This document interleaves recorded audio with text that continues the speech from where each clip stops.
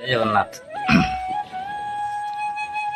ଗୋଟେ ଆମ ଘରେ ଯଦି ଗୋଟେ ପିଲା ଜନ୍ମ ହଉଛି, ଯଦି ପୁଅ ଅଛି ତ ବାପା କଣ କହୁଛନ୍ତି, ଏ ମୋର ବଂଶ ରକ୍ଷା କରିବ। ଆଉ ଯଦି ଗୋଟେ ଝିଅ ଜନ୍ମ ହଉଛି ତାହେଲେ ବାପା କହୁଛନ୍ତି କଣ, ମୋ ଘରକୁ ଲକ୍ଷ୍ମୀ ଆସିଲେ।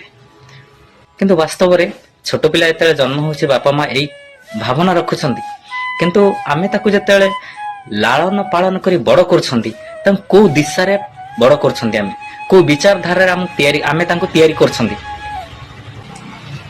ଏଇ କଥା ଉପରେ ଆମେ କେତେ ଚିନ୍ତନ ଆଉ ମନ୍ଥନ କରୁଛନ୍ତି। ଆପଣ ସମାଜଟାକୁ ଦେଖନ୍ତୁ ନା, ମୋବାଇଲ ଖୋଲିଲେ ଯୋଉ ଛୋଟ ପିଲାମାନେ, ପୁଅ ହଉ କି ଝିଅ ହଉ, ଯୋଉ ଭଳିଆ ଛୋଟ ଛୋଟ ଭିଡିଓ କରି ମାନେ ଅଶ୍ଳୀଳ ଗୀତରେ ଡ୍ୟାନ୍ସ କରି ସୋସିଆଲ ମିଡିଆରେ ସବୁ ଛାଡୁଛନ୍ତି। ଆପଣ ଚିନ୍ତା କଲେ ତାଙ୍କ ଭବିଷ୍ୟତ କଣ, ଆଉ ତାଙ୍କର ମାନସିକତା କଣ, ସେ କଣ କରିବେ? ସେ କଣ କେବେ ବାପା ବୋଉ ଯୋଉ ଭାବନା ନେଇ ପିଲାମାନଙ୍କୁ ବଢଉଛନ୍ତି, ସେ ବାପା ମାଙ୍କ କଥା ଚିନ୍ତା କରିବେ? ଆପଣ ଭାବୁଛନ୍ତି କି? ତାଙ୍କର କିଛି ଭୁଲ ନୁହଁ, ଭୁଲ ହେଲା ପ୍ରତ୍ୟେକ ବାପା ମା ମାନଙ୍କର। ଗୋଟେ ଝିଅକୁ ଛୋଟବେଳୁ ଆମେ କେମିତି ଡ୍ରେସ ପିନ୍ଧିବା ଶିଖେଇବା ଦରକାର। ଆପଣ ଥରେ ଭାବନ୍ତୁ ନା, ଯୋଉମାନେ ବାପା ମା ହେଇଛନ୍ତି, ଛୋଟବେଳେ ଆପଣ କେମିତି ଜୀବନ ଯାପନ କରୁଥିଲେ, କେମିତି ଡ୍ରେସ ପିନ୍ଧୁଥିଲେ, କେମିତି କଣ ଖାଉଥିଲେ, କଣ କରୁଥିଲେ ସମାଜରେ, କେମିତି ସଂସ୍କାର ଆପଣ ମାନଙ୍କ ପାଖରେ ଥିଲା, ନିଜକୁ ଥରେ ପଚାରନ୍ତୁ। ଆପଣଙ୍କ ପିଲାଙ୍କୁ ଆପଣ ସେ ଶିଖଉଛନ୍ତି କି?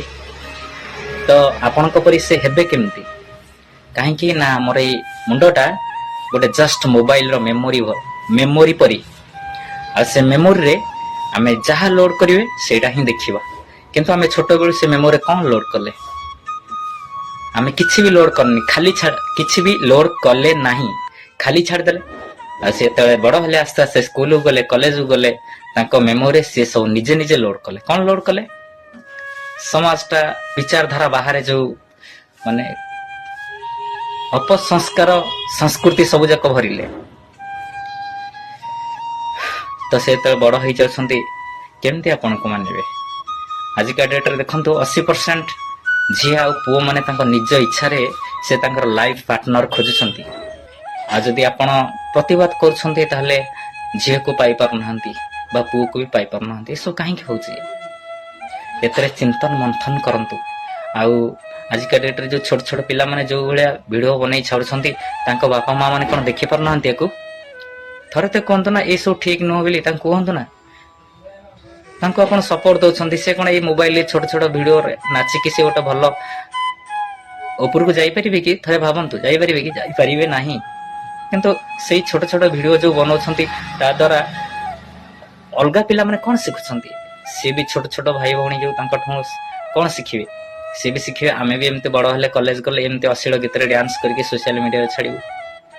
ତ ଆମେ ସମାଜକୁ କିଛି ତ ଦେଇପାରୁନାହାନ୍ତି, କିନ୍ତୁ ସମାଜକୁ ପୁରା ନଷ୍ଟ ଭ୍ରଷ୍ଟ କରିଦଉଛନ୍ତି। ପ୍ରତ୍ୟେକ ବାପା ମା ମାନଙ୍କୁ ଅନୁରୋଧ, ସେମାନେ ତାଙ୍କ ପିଲାମାନଙ୍କୁ ସଂସ୍କାର ଆଉ ସଂସ୍କୃତି ଆଧାରରେ ବଢାନ୍ତୁ। ଯଦି ଆପଣଙ୍କୁ ସଂସ୍କାର ସଂସ୍କୃତି କଣ ଜଣା ନାହିଁ, ତାହେଲେ ଅନେକ ଜାଗାରେ ସଂସ୍କାର କେନ୍ଦ୍ର ଅଛି, ସେଇଠିକି ପଠାନ୍ତୁ। ଦେଖିବେ ପିଲା ଗୋଟେ ନିର୍ମାଣ ହବ, ବ୍ୟକ୍ତି ନିର୍ମାଣ ହବ। ଜୟ ଶ୍ରୀରାମ।